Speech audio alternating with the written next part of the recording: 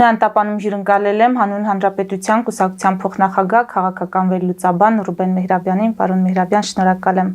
հրավերն ընդունելու համար։ Ես եմ շնորհակալ հրավերի համար։ Լրացավ ռուս-ուկրաինական պատերազմի 3-րդ տարելիցը, գիտեք, որ Վաշինգտոնում տեղ ունեցավ Ֆրանսիայի եւ ԱՄՆ-ի նախագահների հանդիպում, բավականին ջերմ հանդիպում, ամեն դեպքում տեսախցիկների առջև։ Այդ ելույթների ընթացքում Թրամփը մի քանի անգամ կրկնեց, որ եթե ինքը լիներ նախագահը, այդ պատերազմը պարզապես տեղի չէր ունենա, բայց եղել է այնինչ եղել է եւ ինքը ամեն ինչ անելու է, որպեսզի այդ արյունահեղությունը դադարեցվի։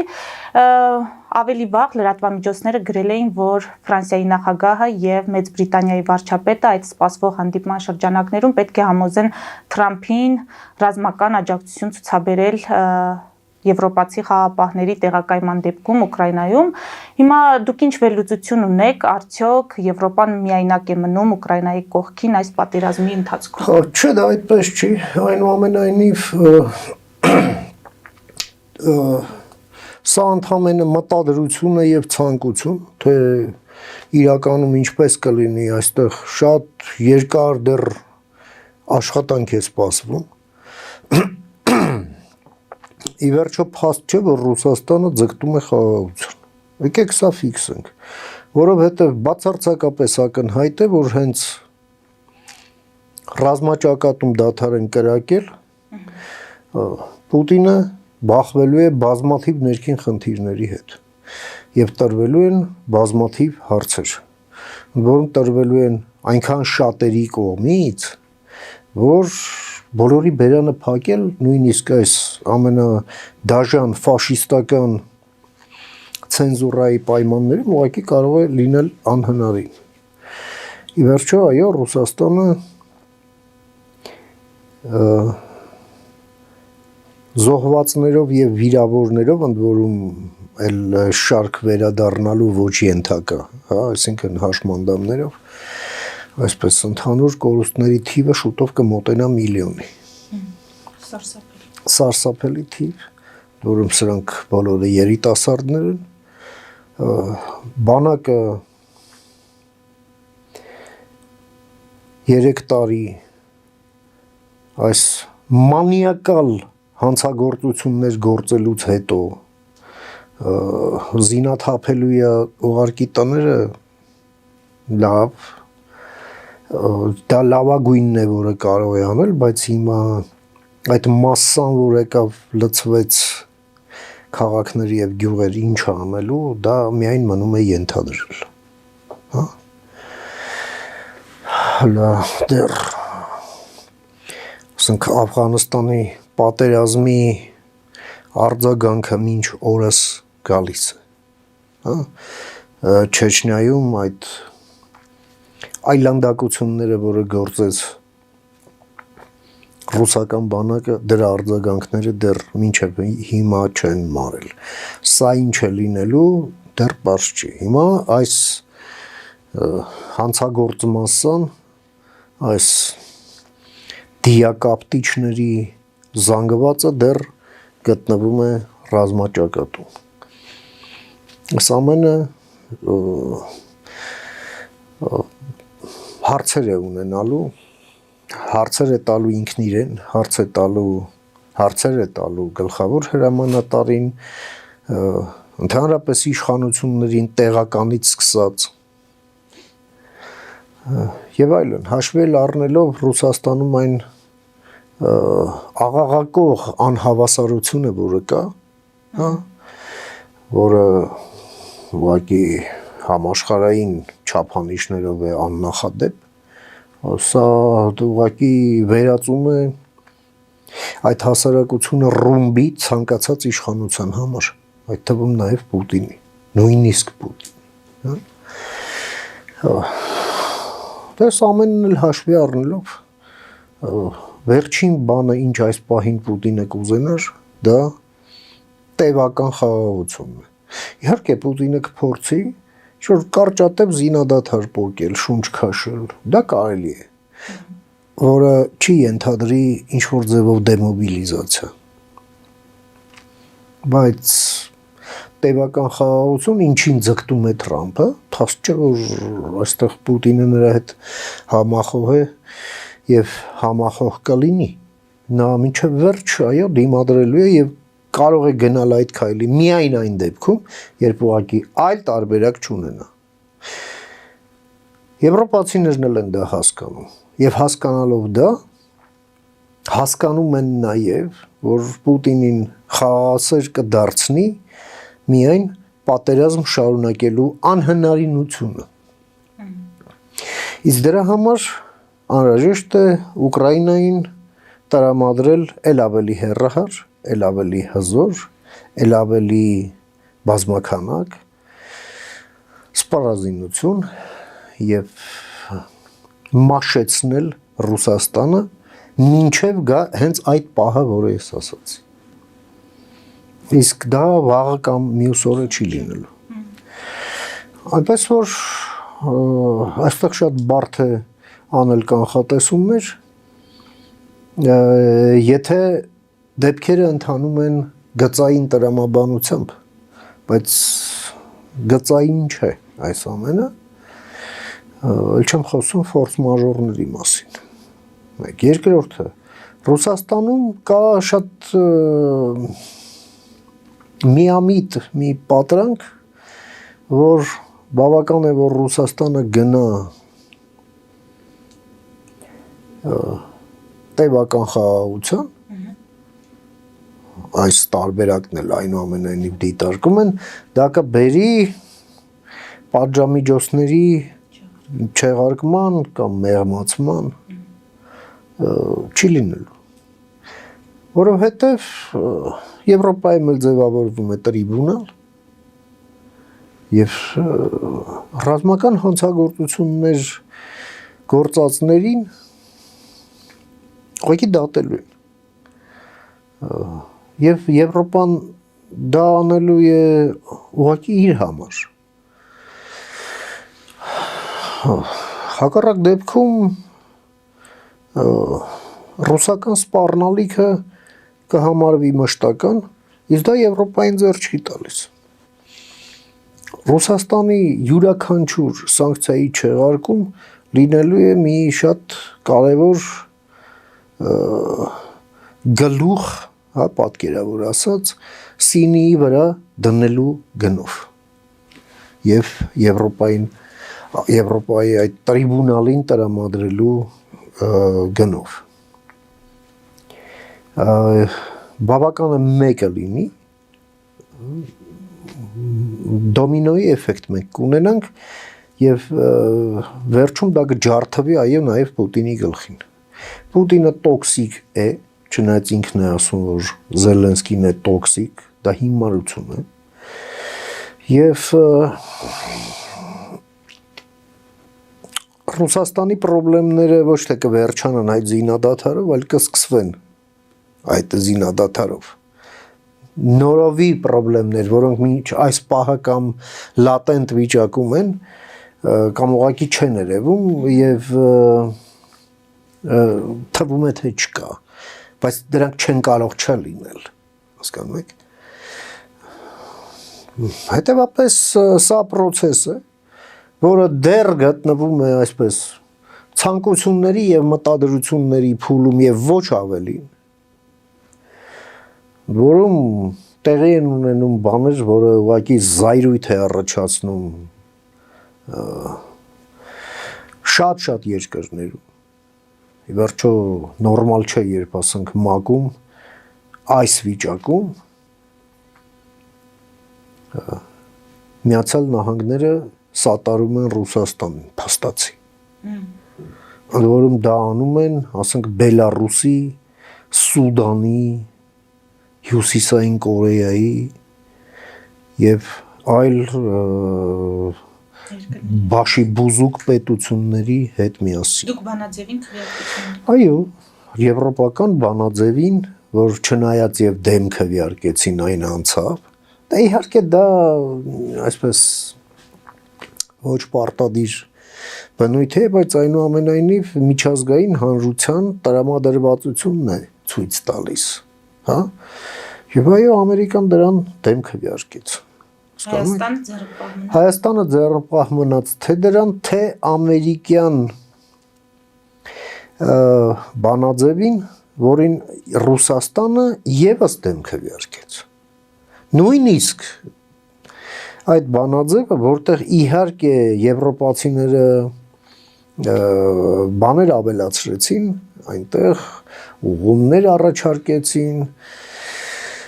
եւ դա դուրս չեկավ Ռուսաստանին, չնայած մենք դրան հետևեց հետո անվտանգության խորհրդի նիստը եւ այդտեղ մենք տեսանք համախոհություն Միացյալ Նահանգների, Ռուսաստանի եւ Չինաստանի միջեւ, որոնք կողմ քվեարկեցին անվտանգության խորհրդում։ Դա գիշերը ժամը 2-ի կողմերն էր։ Ես նայում էի։ Իհարկե պատկերը բավականին մտահոգիչ էր։ Բրիտանիան եւ Ֆրանսիան ձեռնպահ քվեարկեցին։ Ուղերձը հետեւյալն էր. շատ լավ, ուզում ես խաղաղություն հենց հիմա։ Այսինքն ընկալումը սա է, Միացյալ Նահանգներն ասում են, լավ, ինչ ասում եք, դա ամեն ինչը քննարկել է, բայց սկզբի համար եկեք դադարենք կրակել։ Հետո այդ խոսակցություններին կանդրադառնանք։ Հիմա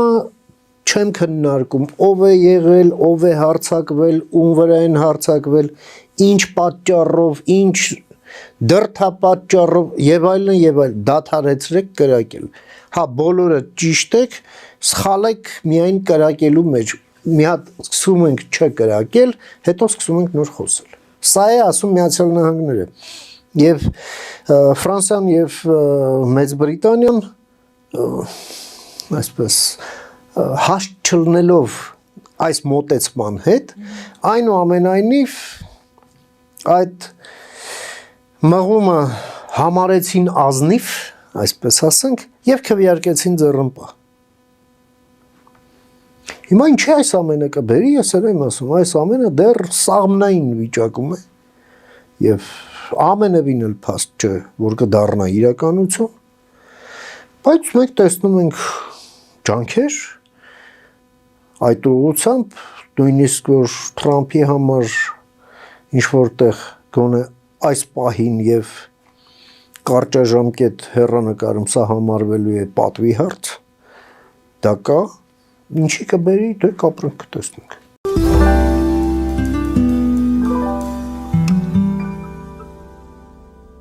Jackpot հագուստի վաճառակենտրոնը վերաբացվել է Թահանգա քաղաքում։ Նոր տեսականի, նոր արժեքներով ու նոր զեղչերով։ Եվրոպական հագուստ եւ կոշկեղեն կանանց, տղամարդկանց եւ երեխաների համար։ Օծանելիք, ճամպրուկներ, պայուսակներ, գիշերանոցներ, գոտիներ եւ դրամապանակներ։ Մեծ ապրանքատեսականի, մեծ զեղչերով։ Համեցեք Jackpot Թահանգայում։ Հասցեն 7057 Foothill Boulevard։ Հեռախոս 818 813 2252։ Jackpot։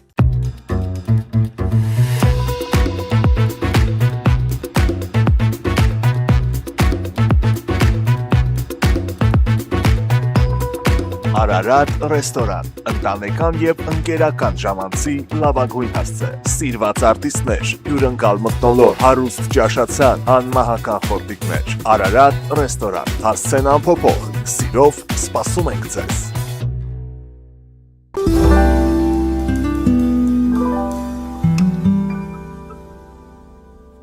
Քվեարկություններին, քանի որ անդրադարձակ, հիմա Հայաստանի դիրքորոշումը քննադատություններ տեսա ես այդ մասով, որ Հայաստանը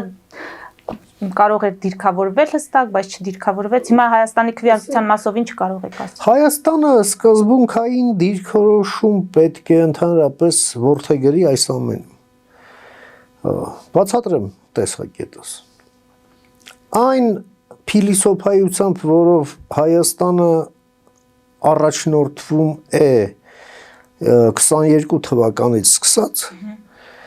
դրա իներցիան այո բերում է այսպիսի քվեարկության եւ այստեղ որևէ զարմանալի բան չկա։ Իդեպ Վրաստանը եւ Ադրբեջանը ընդհանրապես չներկայացան քվեարկության, նրանք ուղղակի չեն քվեարկել։ Հայաստանը քվեարկել է եւ քվեարկել է ձեռնպահ։ Սա տրամաբանական շարունակությունն է այն մոտեցումների, որոնք կան 22 թվականից։ Ոչ այս կողմում ենք, ոչ այն կողմում։ Չէ, գիտեք ինչ,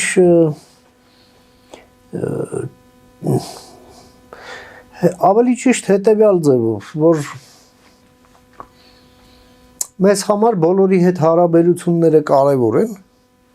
եւ մենք չենք ուզում մեր քվեարկությամբ որևէ մեկի հետ մեր հարաբերությունները փչացնել, քանի մենք մեր հարցերը չենք լուծել։ Այստեղ մի քիչ փիլիսոփայական հարց էլ կա, հա, իսկ ինչու հարցերը մինչև հիմա չենք լուծել։ Որովհետև կա մի շատ բարձ պատճառ, որովհետև դրան խոչընդոտել է, խոչընդոտում է եւ խոչընդոտելու է Ռուսաստանը։ Ալիևի այս իբր պատճառները թե ինչու նա չի ստորագրում, դրանք պատճառները չեն, դրանք իրական պատճառի արտաքին փաթեթավորումն են։ Իրական պատճառի անունն է Ռուսաստան։ Եվ այո, Ռուսաստանը իր ուզածին հասնում է Ալիևի միջոցով, Ալիևը միջոց է, բայց ոչ թե պատճառ, որովհետև կրկնում եմ, պատճառը Ռուսաստանն է եւ Ռուսաստանի շահերը, այստեղ չպետք է լինի խաղաղություն։ Կամ այստեղ չպետք է լինի խաղաղություն, որի արդյունքում Ռուսաստանը չի ստանա ամբողջ տարածաշրջանը։ Այո, կարճատևքավորը ինքը չի լինելու այդ պայմանագրի։ Ընդ որում անշրջելիորեն, իրավաբանորեն ամրագրված, որ բոլորը արդեն այսպես ծանկաչոք են իր առաջ։ Կլինի այդպես, կմտածի, չի լինի, պետք չի խաղաղություն։ Սա է Ռուսաստանի դիրքորոշումը։ Հիմա Հայաստանի այս ձևով քվեարկելը, այս մոտեցումները չեն փոխելու Ռուսաստանի այսպիսի դիրքորոշումը։ Սակայն կաշկանդելու են Հայաստանի հնարավորությունները համախոհ գործընկերների, ապագա դաշնակից գործընկերների հետ հարաբերությունների սերտացմանը, որովհետև Ուկրաինան մանավանդ Եվրամիության համար եւ մանավանդ հիմա մանավանդ ամերիկյան այս զիգզագների պայմաններում ուղղակի լակմուսի դեր է խաղում։ Այսինքն Եվրոպայի վերաբերմունքը քո նկատմամբ շատ հարցերում այո կարող է պայմանավորված լինել նրանով, թե ինչպիսին է քո վերաբերմունքը Ուկրաինային։ Սա իրենց համար այսպես թեստային հարց է։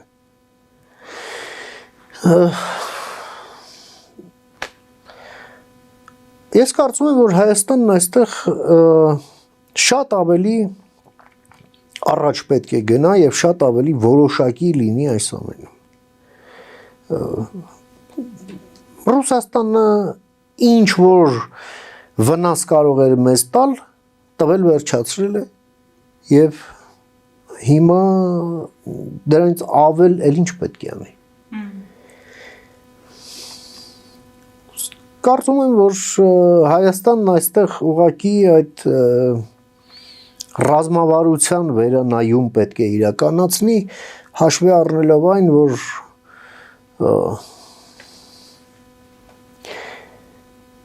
մենք Եվրամիության հետ այնուամենայնիվ հարաբերությունների խորացման ռազմավարություն ենք որդեգրել։ Սա պետք է լինի այդ ռազմավարության կարևոր մասը։ Սա շատ կարևոր է։ Պարոն Հիրապյան, ասացիք ամերիկյան զիգզագներ, սա այսպես բնորոշում եք ներկայիս վարչախմբի քաղաքականությունը, վարչակազմի քաղաքականությունը, հիմա Թրամփը ինչու է այդպես վարվում, այսինքն նա եւս չունի երկարաժամկետ ծրագիր, սա դրա ուղիղ հետևանքն է, արտացոլանքն է, տարբեր գնահատականներ են հնչում Թրամփի այս քաղաքականության, հայտարարությունների առաջ քաշած պայմանների հետ կապված։ Երրորդյա կոնֆերանսի թեմա է, ամբողջ աշխատանքային օրով, հա, 3 օր, թե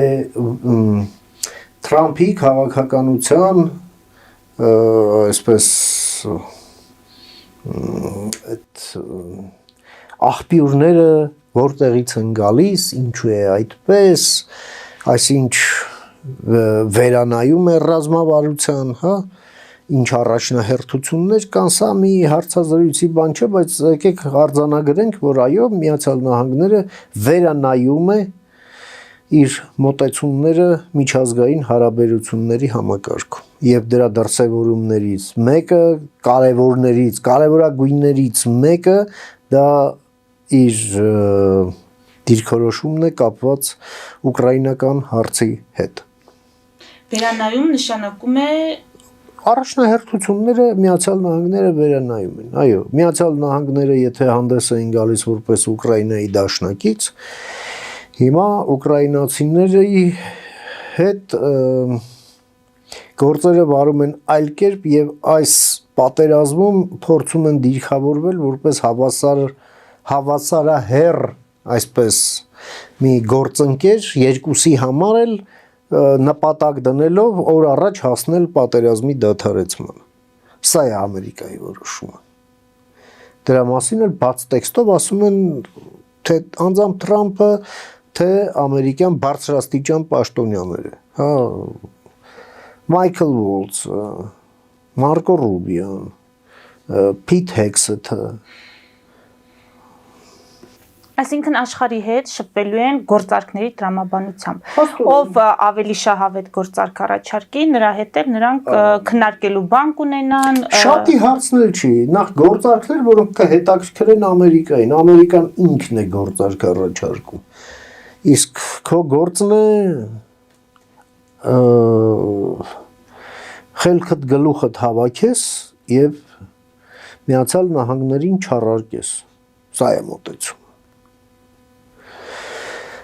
Այստեղ Հայաստանն էլ մտածելու բան ունի, իդեպ, ասա։ Եվ այդ իմաստով, այո, Հայաստանն ունի արտաքին քաղաքական ակտիվներ, որոնք պետք է գործարկի եւ Միացյալ Նահանգների հետ մեր շահերից բխող հարաբերություններ կառուցի։ Դա երկուսն են։ Մեկը դա միջուկային պրոյեկտն է Ամերիկայի հետ։ Սա շատ կարևոր բան է։ Եվ երկրորդը դա հանքարդյունաբերությունն է, որտեղ վխտում են ռուս ֆաշիստները մեր հանքարդյունաբերության մեջ որպես տարբեր կարգի սեփականատերեր, որոնց վրա տարածվում են պատժամիջոցներ։ Այս հակասանիտարական կազմով հնարավոր չի առաջ գնալ։ Չի կարելի ուղղակի, հասկանում եք։ Ուղղակի չի կարելի։ Եվ այո, այստեղ ես կարծում եմ, որ Հայաստանն ասելիք ունի։ Հայաստանը այո պետք է առաջարկի, այսպես ասենք, Սաուդյան Արաբիայի մոդելով մեր հանքերի շահագործման շուրջ պայմանավորվածությունները Ամերիկայի հետ։ Որն է դա։ Դա պետք է լինի համատեղ շահագործում եւ վերջնական արդյունքի բաժանման մասին համաձայնագիր 50-50-ի։ Հողը հանքը մեզանից,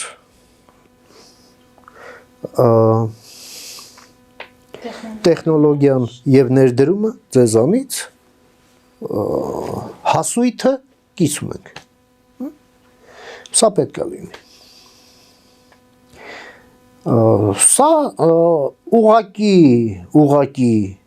Միացյալ Նահանգներին հանգեցնելու է անհրաժեշտության Հայաստանի վրա շատ որոշակի անվտանգության երաշխիքների տարածելը, որովհետև դա երաշխիքներ է իր կապիտալի, իր շահերի համար։ Եթե մենք դա Եվ այստեղ մենք եթե չենք անում, այսինքն ինչի պետք է հայտնվում ենք լուսանցքում։ Սովետաշենի աղբանոցում, ոչ բացատրեմ։ բոլոր հետևանքներով այդ պատերազմական կառույցը։ Չգիտեմ, պատերազմ թե ոչ պատերազմ, պատերազմ էլ կարող է եւ չլինել։ Վերջո Սովետաշենի աղբանոցում պատերազմ չի լինում։ Էլի պատերազմ անեն, արդեն տեղով պարտված ես։ Եվ դառնում ես անհեռանկարային լուսանցքային մի ինչ-որ սուբյեկտ էի ուզում ասեի, սուբյեկտ էլ չէ, օբյեկտ։ Ահա, դատարկ խոսքեր միայն շռայլող, չոր սիրուն բաներ, դա էլ արդեն այս նոր իրողություններում, ինչպես տեսնում եք, շատ քիչ է տպավորում։ Հա, այստեղ պետք են գործնական քայլեր,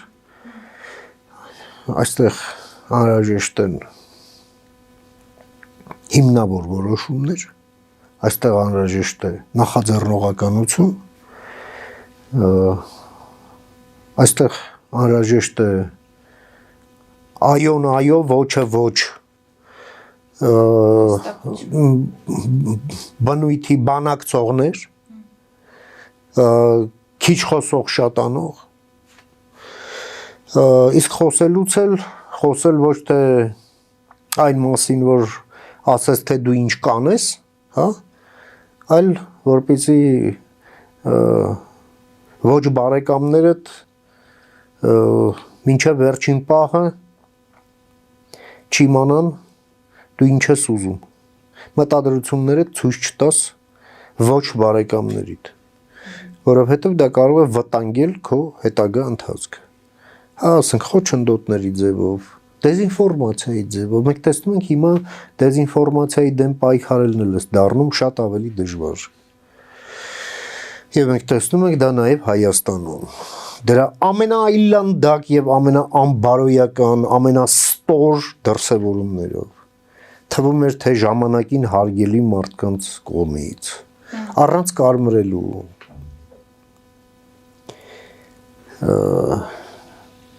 դեմքը, ողնաշարը, բարոյականությունը կորցրած ստահակների հետ գործ ունենք եւ դեռ ունենալու ենք երկար ժամանակ։ Շեղվելով մի փոքր պարոն Մեյրաբյան, Անկարայից հետո Լավրովը Թեհրան է գնացել, Թեհրանի հրավերով։ Հիմա այս շփումները ինչ մասին են եւ Բաքուն ուր է։ Ալիևյան ռեժիմը ուր է այս իրավիճակում։ Ալիևի ռեժիմը նեղացած է, Ալիևի ռեժիմը փորձում է ռուսական սպառնալիքը այնուամենայնիվ չեզոքացնել, ռեժիմը կրկնում է, այո, որովհետև Ալիևը խոցելի է ռուսների կողմից եւ ռուս-ադրբեջանական այս խորը ռազմավարական համագործակցության հիմքը հենց Ալիևի խոցելիությունն է եւ ռուսական կարողությունները այդ խոցելիությունը կապիտալիզացնել առայժմ բան չեն անում շատ այսպես ֆորսաժ չեն իրականացնում ռուսները փորձում են այս խոսակցությունների ֆոնին ամերիկացիների հետ ինչ որ չափով վերադարձնել իր դիրքերը հարավային Կովկասում եւ 3+3 կոչվածը իրենց տրամաբանության մեջ լավագույնն է որ կարող է լինել, բայց փաստ չէ որ կստացվի մեկ, երկրորդը մենք պետք է թույլ չտանք դա, իսկ մենք դա կարող ենք անել բացարձակապես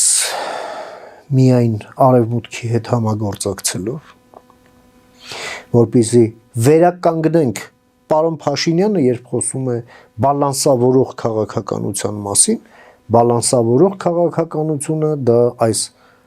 ստեղծված դիսբալանսը, բալանսի բերելն է, ինչով, հավելյալ կշռաքարերով, դա մեր հարաբերություններն են Միացյալ Նահանգների հետ եւ Եվրամիության հետ։ Ես ողջունում եմ այդ քայլերը, որոնք արել է հայկական կառավարությունը այս պահի դրությամբ, բայց հիմա պետք են քայլեր, որոնք ապահովում են այս ամենի շարունակականությունը, ընդլայնումը եւ խորացումը, որովհետեւ եթե դրանք չեն արվում, սա մնում է զուտ որպես թուղթ։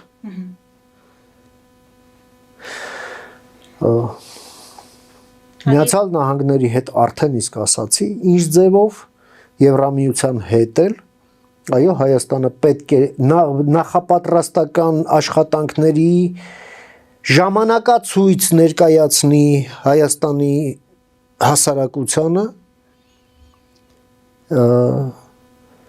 նախապատրաստական աշխատանքների, որոնք կբերեն նրան, որ Հայաստանը արդեն պատրաստ կլինի անդամակցության հայտ ներկայացնել պաշտոնապես Եվրամիության։ Հիմա վերադարձեք Ալիևյան ռեժիմին։ Ալիևյան ռեժիմը ԱՄՆ-ից նեղացած է բոլորից։ Հիմա որ նայում եք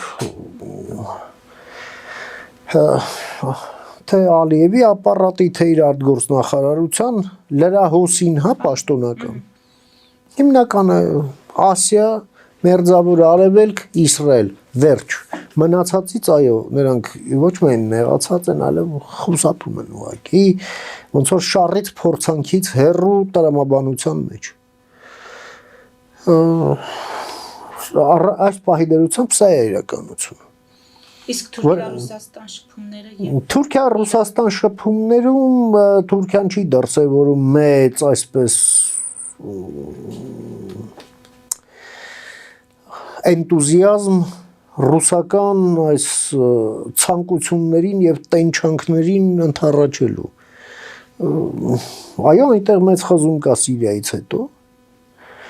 Եվ այդ իմաստով Ռուսաստանի գինը Թուրքիայի համար բավականին անկել է։ Եվ Թուրքիան ավելի ուժի դիրքերից է Ռուսաստանի հետ իր հարաբերությունները կառուցում եւ կառուցելու։ Վերջո այո, Թուրքիայի համար էլ այս կարևոր փոփոխությունները պատճառ են, որպեսզի ինքը փորձի ել ավելի շահեկան հարաբերություններ կառուցել թե Միացյալ Նահանգների, թե Եվրամիության հետ, եւ դա անելու է։ Այո, Թուրքիան նաեւ բավականին այսպես պրոեվրոպական դիրքերից հանդես եկավ Ուկրաինայի պատերազմի հարցով, չէ, որովհետեւ Զելենսկին տեսնելով ինչ է տեղի ունենում մեր Ռիադում, ուղևորվեց Անկարա եւ Թուրքիան ուղիղ տեքստով խոսեց այն մասին, որ պաշտպանում է միջազգայինորեն ճանաչված սահմաններով Ուկրաինայի տարածքային ամբողջականությունը, անկախությունը, կողմի խաղաղությանը այդ երկրաչափությամբ սա իրականություն։ նույն դիրքորոշումն ունի նաև մեր տարածաշրջանում, այսինքն Հայաստանի եւ Ադրբեջանի սահմանների մասով կարող ենք այդպիսի արձանագրում անել։ Այո, Համենայն դեպս այլ բան չի ասվում եւ այդ իմաստով ես կարծում եմ, որ հայկական կողմը պետք է ինտենսիվացնի իր շփումները պաշտոնական Անկարայի հետ, մեր հարաբերություններն ավելի կանխատեսելի հուն տեղափոխելու համար, նաև արդեն իսկ ձեռբերված պայմանավորվածություններն իրականություն դարձնելու համար եւ այդ իմաստով այո ողջունելի այդ խորհրդարանական պատվիրակությունների մակարդակով հանդիպումը սա նորություն է, այսպես ասենք, այս պրակտիկան պետք է եւ շարունակվի։ Չնայած ես մեծ սպասելիքներ սրանից չունեմ, բայց մենք տեսնում ենք, որ այո Թուրքիայի եւ Միացյալ Նահանգների միջև այդ դիվանագիտական շփումներում այս հարցը հարավային Կովկասը օրակարգային հարց է։ Ռուբիո, Ֆիդան, թե հեռախոսազրույց, թե հանդիպում, այո, հենց դրա մասին է։ Անկախ նրանից այստեղ ինչ կարմրադրոշներ, ինչ քանի դեցիբելով ձայներ կարձակեն, Հայաստանը պետք է առաջնորդվի իր շահերից, իսկ Հայաստանի Հանրապետության շահերը այո պահանջում են Թուրքիայի հետ հարաբերությունների ներդաշնակեցում այս փոփոխվող միջազգային հարաբերությունների պայմաններում։